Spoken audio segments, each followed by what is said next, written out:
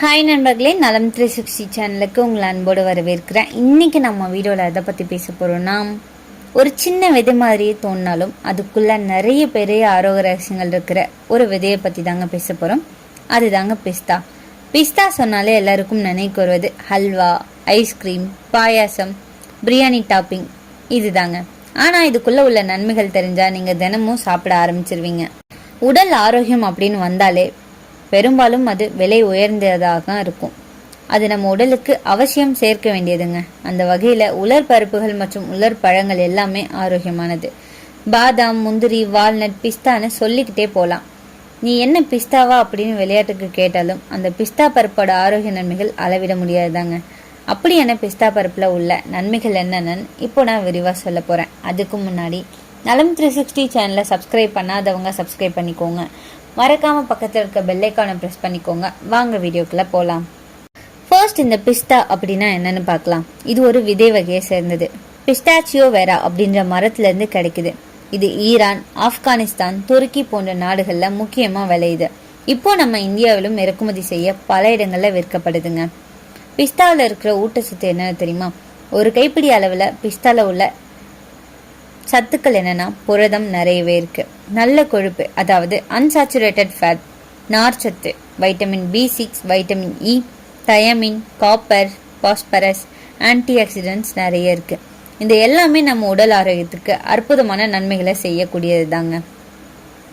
உலர் பருப்புகள் மற்றும் உலர் பழங்கள் உடலுக்கு தேவையான புரதம், வைட்டமின், ஃபைபர் உள்ளிட்ட சத்துக்கள் அதிகம் கொண்டு அப்படி இருக்கிறதால தினமும் ஒரு வகை சாப்பிட்றதன் மூலம் பல நோய்கள் வராமல் கட்டுப்படுத்த முடியும்.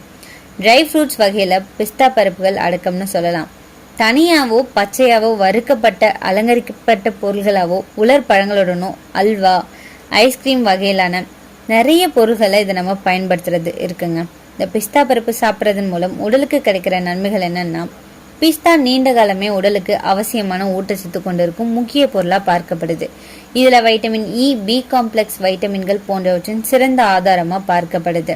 இதுல தாமிரம், மாங்கனீஸ், பொட்டாசியம், கால்சியம், இரும்பு சத்து, மெக்னீசியம், துத்தநாகம் போன்ற தாதுக்கள் கொண்டிருக்குங்க. பொதுவாகவே நட்ஸ் வகைகள் காலையில எழுந்ததும் வெறும் வயிற்றுல பால் சேர்த்து அல்லது தண்ணீர்ல ஊற வச்சு சாப்பிடணும்னு சொல்லுவாங்க. அப்படி இல்லைன்னா உணவு இடைவெளி நேரங்கள்ல மாலை வேளையில எடுத்துக்கொள்ளலாம். தினமும் 3 அப்படி இல்லைன்னா 4 பிஸ்தா பருப்புகளை எடுத்துக்கொள்ளலாங்க. உடல் எடை அதிகரிக்க வேண்டும் அப்படின்னு நினைக்கிறவங்க தினமும் தவறாம சாப்பிட்டு வந்தா எடை அதிகரிக்க வாய்ப்பு இருக்கு. பிஸ்தா உடலுக்கு தர ஆரோக்கிய நன்மைகள் என்னென்ன தெரியுமா? மூளைக்கு ஆரோக்கியம் தருங்க. மூளைக்கு வேலை கொடுத்தா எப்பவுமே சுறுசுறுப்பு, பஞ்சம் இருக்காது. பிஸ்தா கொட்டைகள்ல இருக்கிற வைட்டமின் E மூளைக்கு இத்தகைய குணங்களை தருது. மூளைக்கு ரத்த ஓட்டம் சீரா கிடைப்பதால மூளை பாதிக்கப்படாம தடுக்கப்படுது. பிஸ்தாக்களின் பச்சை மற்றும் ஊதா நிற கொட்டைகள் மூளையின் நினைவாற்றலை மேம்படுத்தும், சிந்தித்தல் மற்றும் புரிதலுக்கான திறனுக்கு லுடெயின் மற்றும் ஆந்தோசைனின்கள் நிரம்பி கொண்டிருக்குங்க. உலர் பருப்புகள்ல பிஸ்தா கொட்டைகள் மூளை அதிர்வுகளை தூண்டி விடக்கூடிய குணங்கள் கொண்டிருப்பதா ஆய்வுகள் காண்பிக்குது. நீரிழிவு நோயாளிகள் இந்த பிஸ்தாவை சாப்பிடலாமா அப்படின்னு கேட்டீங்கன்னா, நீரிழிவு நோய்க்கு உட்பட்டவங்க அதை கட்டுக்குள் வைக்க தவறவிடும் போது பார்வை இழப்பு, சிறுநீரக கோளாறு பிரச்சனைகளுக்கு உள்ளாவது உண்டு.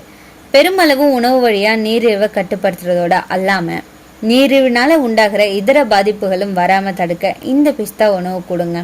இந்த பிஸ்தாவை நம்ம சாப்பிட்றதால இதுல உள்ள சில பண்புகள் காரணமா நம்மளால நீரிழிவை கட்டுப்படுத்த முடியும். ஆய்வு ஒன்றுல நீரிழிவு பாதிக்கப்பட்டவங்க தொடர்ந்து பிஸ்தா பருப்புகளை எடுத்துக்கொண்டு வந்ததும் அவங்களுக்கு ரத்தத்துல சர்க்கரையின் அளவு குறைய பிஸ்தா பயனளித்ததாக கண்டறியப்பட்டிருக்கு. உயர் ரத்த சர்க்கரை அளவு கொண்டவங்க பிஸ்தாக்களை உட்கொள்ளும் போது அது இன்சுலின் சுரப்பை அதிகரிப்பதாகவும் உணவுக்கு முந்தைய ரத்த சர்க்கரை அளவு குறைப்பதாகவும் தெரிவிக்கப்பட்டிருக்கு. பிஸ்தா குறைந்த கிளைசிமி குறியீட்டை கொண்டிருக்கிறதால இது ரத்த சர்க்கரை அளவுல மாற்றத்தை ஏற்படுத்துறது இல்லைங்க. ஆய்வு ஒன்றில் டைப் 2 நீரிழிவு நோயாளிகள் 12 வாரம் ஒரு நாளைக்கு 2 முறை பிஸ்தா பருப்பை எடுத்துக்கொண்ட போது ரத்த சர்க்கரை அளவு 9% வரை குறைவடைந்தது தெரிய வந்திருக்கு. பிஸ்தால இருக்கிற ஆன்டி ஆக்சிடென்ட்கள், கரோட்டினாய்டுகள் மற்றும் ஃபீனோலிக் கலவைகள் ரத்த சர்க்கரை அளவை கட்டுக்குலைக்க கூடியதுன்னு சொல்லலாம்.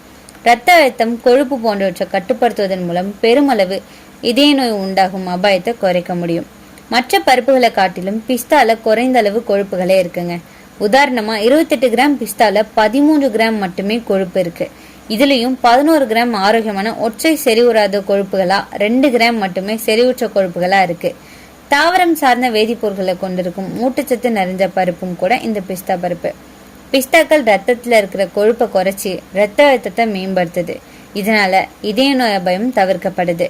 பிஸ்தா பருப்பை எடுத்துக்கொண்டவங்க குறித்த ஆய்வுல அவங்களது உடல்ல கெட்ட கொழுப்புகளான LDL அளவு குறைவாகவும் நல்ல கொழுப்பான HDL அளவு அதிகரித்திருப்பதும் கண்டறியப்பட்டிருக்கு. மற்ற உலர்கொட்டைகளை காட்டிலும் பிஸ்தா ரத்த அழுத்தத்தை குறைப்பதாகவே பல ஆய்வுகள் கண்டறியப்பட்டிருக்கு. அதிக எடையை கொண்டிருக்கிறவங்க, உடல் எடை குறைப்புக்கு முயற்சிக்கிறவங்க பிஸ்தா கொட்டைகள்ல நார்ச்சத்துக்கள் நிறைவா இருக்கிறதாலையும் புரதம் இருக்கிறதாலையும் அதை சாப்பிட்டதும் வயிற்றுல பசி உணர்வு நீண்ட நேரம் உண்டாகாது. அதோட குறைவான அளவு உணவை எடுத்துக்கொள்ள இது உதவி செய்துங்க. எடை குறைப்புக்காக பிஸ்தா சாப்பிட்டவங்கள ஆய்வு செஞ்சதுல வழக்கமானவர்களை காட்டிலும் இவங்களது இடுப்பு அங்குலம் கணிசமா குறைஞ்சது கண்டறியப்பட்டிருக்கு. பிஸ்தால இருக்கிற நிறைவான புரதம் பசி உணர்வை கட்டுப்படுத்தி உடல் ஆரோக்கியமாகவும் புத்துணர்ச்சியாகவும் வச்சிருக்க உதவிருக்கு. பிஸ்தா எடை இழப்புக்கு உதவும் அப்படின்னாலுமே கணிசமான அளவு நொறுக்கு தீனியா அதிக அளவு எடுத்துக்கொள்ளும் போது அது எடை அதிகரிப்புக்கும் சாத்தியமாக கூடும் அப்படின்றத கவனத்துல வைக்கிறது நல்லது. கருவிழி சிதைவு அப்படின்னு சொல்லக்கூடிய கண் பிரச்சனை வயதான பிறகு வரக்கூடிய கண் நோயாகும். இது படிப்படியா பார்வை திறனை குறைச்சு கொண்டே வந்து படிப்பதிலும் பார்வை திறனிலும் சிரமத்தை உண்டாக்கும். நம்மளோட பார்வை திறனுக்கு மிக முக்கியமான பொறுப்பு விழித்திரையின் முக்கிய அம்சங்களான கேரோட்டினாய்டுகள், லூட்டைன் மற்றும் ஜியாக்சாந்தின் போன்றவையாகும். இந்த பொருட்கள் பிஸ்தாக்கள்ல காணப்படுது. இது கருவிழி சிதைவை தடுத்து கண் தேய்மானங்கள், கண்புரை பாதிப்புகளை வராம தடுக்க பிஸ்தா பருப்புகள் உதவக்கூடும் அப்படின்னு ஆய்வுகள் பரிந்துரைக்குது.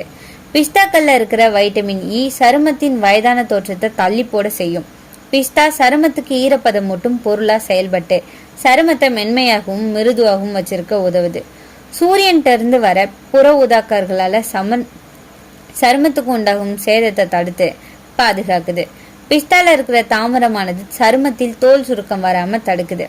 பிஸ்தால இருக்கிற கொழுப்பு அமிலங்கள் முடி வளர்ச்சியிலும் உதவக்கூடியதுங்க. பயோட்டின் பற்றாக்குறையால வர முடி உதிர்வு உண்டாகும். முடி பிளவு ஏற்படுவது, வறட்சி உண்டாவது உண்டு. ஆனா பிஸ்தா இந்த அனைத்தையும் சரி செஞ்சு முடி வளர்ச்சியை ஊக்குவிக்கிறதோட கூந்தலுக்கு ஈரப்பதம் அளித்து ஆரோக்கியம் அளிக்க செய்யும். தினமும் உணவு இடைவேளையில 3 அப்படி இல்லைன்னா 4 பிஸ்தாக்களை சேர்த்துக்கணும் அப்படின்னா ஆரோக்கியத்தை காக்கலாம். பிஸ்தா பருப்பு கொழுப்பு சத்து இருக்கிறதால 60 வயதுக்கு மேல இருக்கவங்க தவிர்க்கிறது நல்லது. இந்த பிஸ்தாவை நம்ம எப்படிலாம் சாப்பிடலாம் தெரியுமா? ஒரு நாளைக்கு 20-30 பிஸ்தா போதுமானது. அது அதிகாலை உணவுக்கு பிறகு அப்படி இல்லைன்னா மாலை சிற்றுண்டியா எடுத்துக்கொள்ளலாம். அதையும் அதிக உப்பு சேர்த்த பிஸ்தா இல்லாம பிளெயின் ரோஸ்டட் பிஸ்தாச்சியோவா சாப்பிடணுங்க. பிஸ்தா அது அதிகமா சாப்பிட்டா சில பிரச்சனைகள் நமக்கு வரலாம். அலர்ஜி, சிலருக்கு பிஸ்தா சாப்பிட்ட உடனே தோல்ல மூச்சு திணறல் போன்றவை வரலாம்.